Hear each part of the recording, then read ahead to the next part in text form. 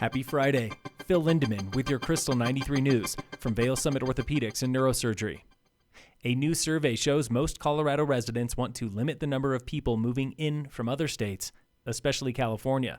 But our two states have more in common than we think. Will it still have those opportunities or benefits, or will it have become a paradise lost, like large portions of California are to this day, and like maybe the Front Range is already becoming? That was Leon Kalankowicz with Numbers USA of Washington, D.C. Using the census and other federal data, they study sprawl and its impact on quality of life. Well, it's been prolonged, steady, and fairly rapid growth compared to other states. Colorado has lost 1,200 square miles of open space in nearly 4 decades, driven almost completely by 2.5 million new residents.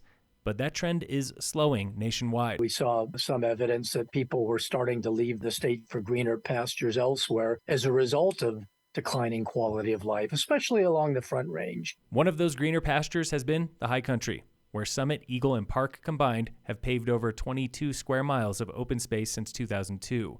And space here is naturally limited. Environmentalists, a lot of politicians, and even developers will promote increased density, building up as opposed to building out, right? Or pack them and stack them, as it's sometimes been denigrated. But more apartments and condos have a price. A lot of the places we like to go are already protected lands, right? However, getting there and having a high quality experience when you do get there, if crowding is an issue, are major issues throughout the country and certainly the West. High density projects across the county are examples.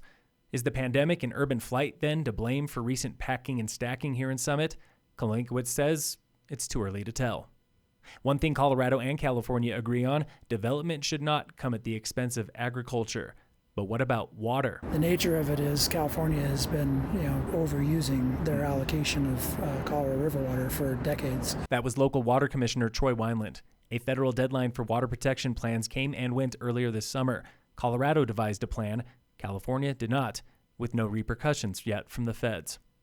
There is still a whole lot we don't know about the mountains under your feet right now. Hit me with your favorite tidbit about the Rockies, the thing that just makes them go, huh. The most interesting part is how they formed, and people don't realize we really don't know that, because the Rockies are almost in the middle of the North American craton. The plate boundary was way out in California, and how we suddenly got mountains popping up in the plains is still an area of my research, and it's just nice to know that we don't know everything. That was Eric Ursulov, a CSU geology professor and board member at Friends of the Dillon Ranger District.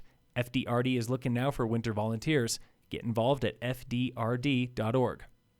The town of Alma has big plans for a performing arts center, and they hope to build it with the bones of an old arts center. The building is known as the Ladies' Aid Hall, that was designed as a performing arts space and a location for the Ladies' Aid Society to gather. That was Alma Mayor Sam Galgoon. The structure is old enough to qualify as historic, and they hope to preserve that. We have a design that we like, but the first step now is to stabilize the existing building and renovate that to keep the historic status of it. It could be 8 to 10 years before the new arts center opens.